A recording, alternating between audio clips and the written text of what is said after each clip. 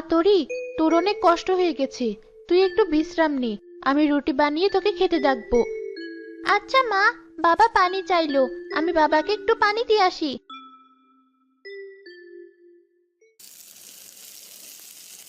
রিনা আটা মেরে একটা রুটি বানাতেই রুটিটা সোনার রুটিতে পরিণত হলো।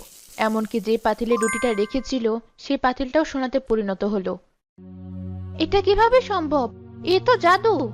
তাহলে এই রুটিটা যে পাতিলে রাখবো সব কি সোনা হবে? রিনা রুটিটা যে পাতিলে রাখছিল সবগুলো পাতিল সোনায় পরিণত হচ্ছিল। তরির বাবা, তরি, এই দেখো! হঠাৎ রিনা হোঁচট খায় আর রুটিটা গিয়ে সবুজের গায়ে পড়ে। সাথে সাথে একটা উজ্জ্বল আলোয় আলোকিত হয়ে সে সুস্থ হয়ে যায়। আমি আমি ভালো হয়ে গেছি। বউ দেখো, আমি উঠে দাঁড়াতে পারছি, হাত পা নাড়াতে পারছি। এটা কিভাবে সম্ভব? সবই জাদু রুটির জন্য। এমনকি এই রুটি যে পাত্রে রাখছে সেটাই সোনা হয়ে